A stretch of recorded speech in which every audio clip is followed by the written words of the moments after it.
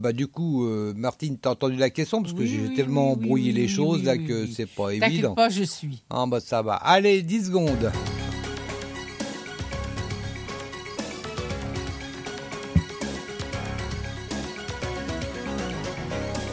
Alors, qui est apparu Élie. avec Moïse? Tu dis Élie et... ouais.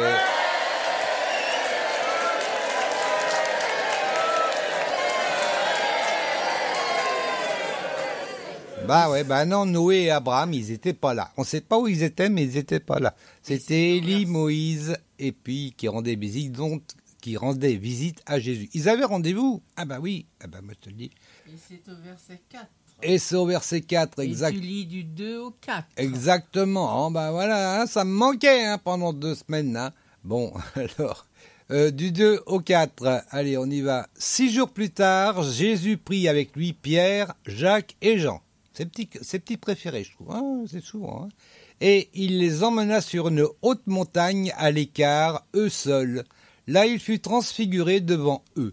Enfin, devant eux. Hein, faut faire la liaison. Ses vêtements devinrent éblouissants et si parfaitement blancs que personne sur la terre ne peut produire une telle blancheur. Non, même pas Homo. Homo? Plus blanc que blanc, non. C'est transparent. Voilà, plus blanc que blanc, c'est quelle couleur? C'est transparent. Voilà. Non, pas les lessives, elles ne peuvent pas faire aussi blanc. C'est comme ça. Et puis c'est tout. Alors Élie leur apparut avec Moïse. Ils parlaient tous deux avec Jésus. Voilà, on va s'arrêter là parce que sinon on arrive à la question suivante après. Alors, combien de tentes Pierre veut-il dresser? Combien de tentes Pierre veut-il dresser? 1, 3 ou 5?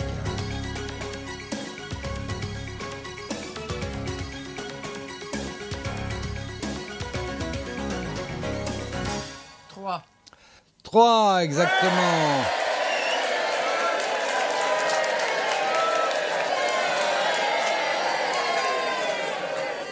Bon, il est prévenant quand même, le Pierre, parce que une tente pour Jésus, une tente pour Moïse, une tente pour Élie. Par contre, pas de tente pour les apôtres. Hein, ils sont 3 quand même. Mais non, juste pour Jésus, Moïse et Élie. C'est gentil. Au verset 5. Ouais, c'est au verset 5. Il est gentil quand même, le Pierre. Attends. Allez, verset 5. Pierre s'adressa à Jésus et lui dit « Maître, il est bon que nous soyons ici. Nous allons dresser 3 tentes, une pour toi, une pour Moïse et une pour Élie. » Voilà. Il est gentil, le Pierre. Allez, on va à la question suivante. On va à la question suivante. Les 3 apôtres n'ont pas parlé de la transfiguration jusqu'à la résurrection de Jésus. Est-ce que c'est vrai? Est-ce que c'est faux? Allez, 10 secondes.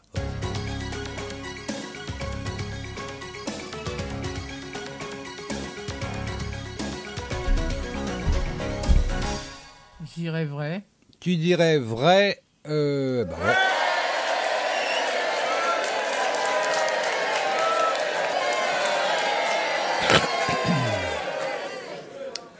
Effectivement, ils n'en ont pas parlé. On va les lire ça, c'est au verset 9 et 10. Donc 6 à 10. Voilà. En fait, ils ne savaient ce qu'ils disaient car ils étaient tous les 3 remplis de peur. Tu m'étonnes, hein, aussi. Une nuée se forma alors et les enveloppa.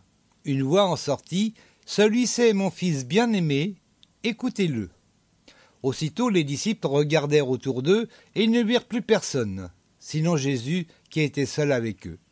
Pendant qu'ils descendaient de la montagne, il leur ordonna de ne raconter à personne ce qu'ils venaient de voir, jusqu'à ce que le Fils de l'homme ressuscite d'entre les morts. Ils obéirent à cet ordre, mais discutaient entre eux sur ce que ressusciter d'entre les morts voulait bien dire. Ils avaient du mal, les apôtres, à suivre quand même. Hein. On l'a dit déjà, mais quand même. Bon.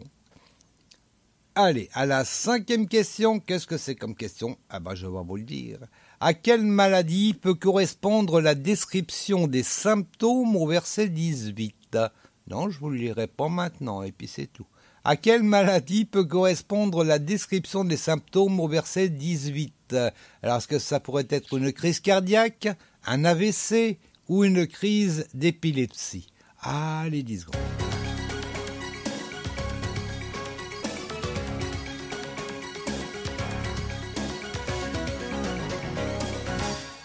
a une crise d'épilepsie. Ben ouais.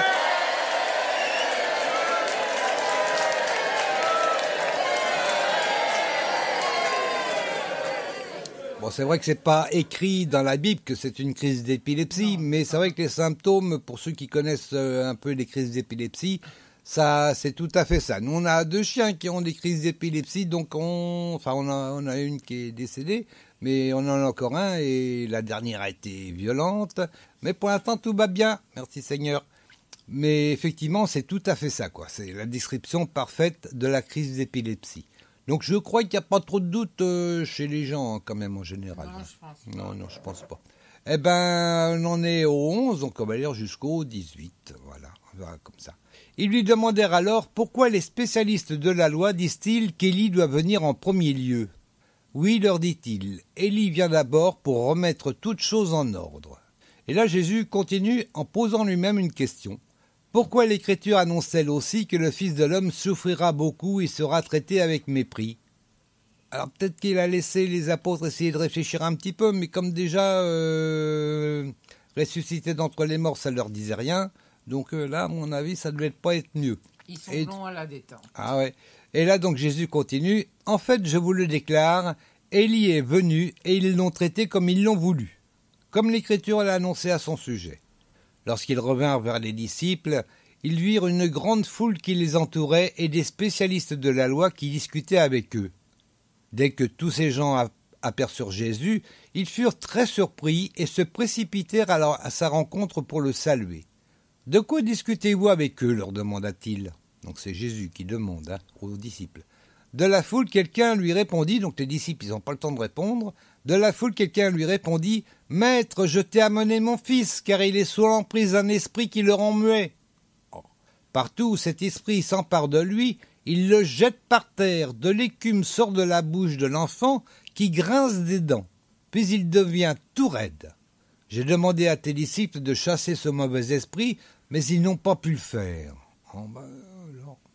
On verra, on va voir après pourquoi. Et on arrive d'ailleurs à la 6e question. De quoi manque le père de l'enfant? Fallait bêta cette question-ci. De quoi manque le père de l'enfant? D'argent, de foi ou de toi? De toi au-dessus de la tête, hein, pas de toi, sinon j'aurais dit de vous. Oh, elle n'est pas bonne non plus. Bon, c'est pas grave. Alors donc, de quoi manque le père de l'argent? De l'argent, oh là là. De quoi manque le père de l'enfant? D'argent, de foi ou de toi ou de vous? Oh, faites comme vous voulez. Allez. Oh, bah.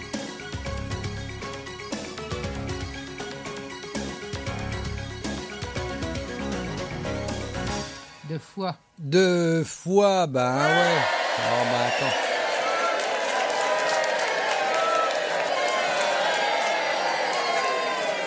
Ça tu fais. Ah, bah attends. Ouais, 2 fois, on va lire ça, c'est au verset 24, donc on en est au 19. 19, oui. Alors, Jésus s'adressa à eux et leur dit, « Peuple incrédule ». Là, apparemment, il s'adresse aux disciples, mais devant tout le monde, donc il y en a ici, bon, ils ont un doute.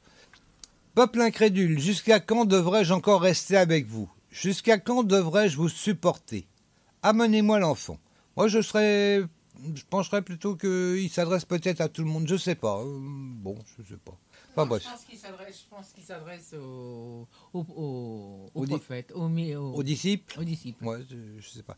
Mais bon. Parce que c'est eux qui étaient chargés de soigner l'enfant. Eh oui, ils n'ont pas réussi. Alors, donc, amenez-moi l'enfant.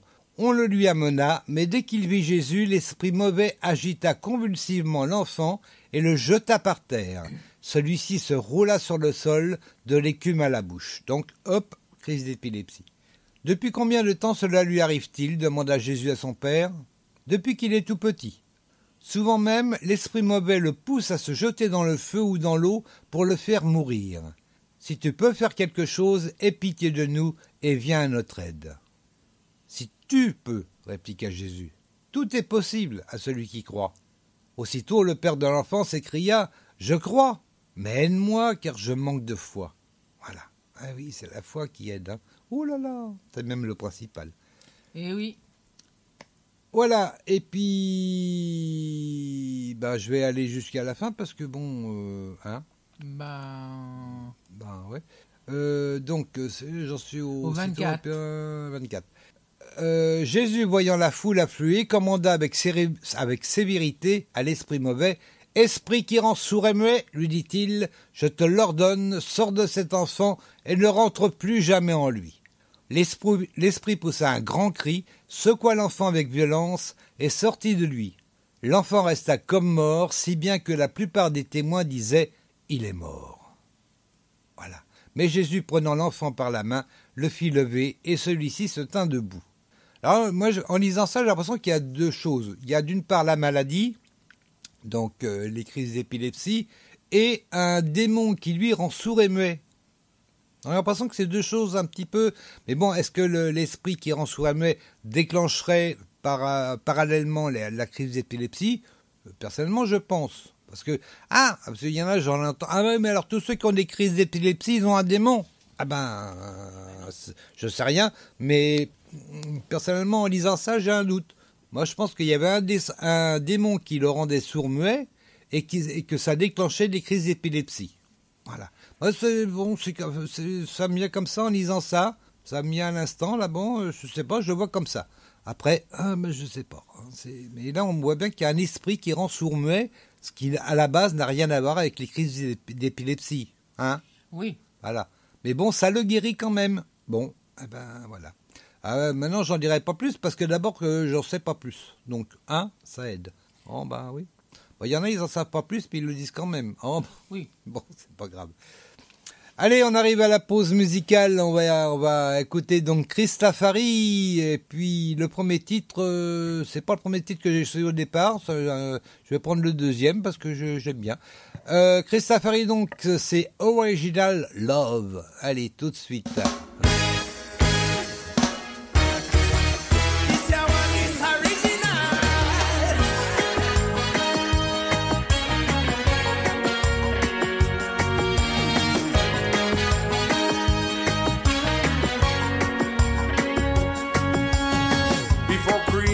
Now, Adam and Eve, there has been a mystic conspiracy of love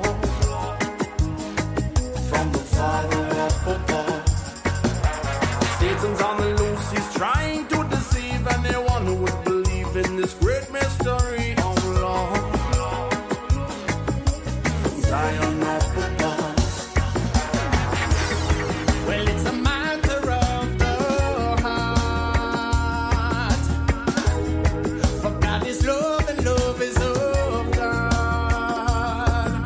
Hey, some people know not what they've got. 'Cause if you know not love, then you know not God. And if you know not God, then you know not love. Original love, straight from creation. Original love, upon your radio station. Original love, right from the start. Original love, from the bottom of my heart. Me tell you no, God's original. Me why you know, never let it go. Me tell you no, but original love. Some boy call it love, but lust is what they mean. Gratifying their flesh, satisfying their greeds. Emptiness is the sea that produces fruitless trees.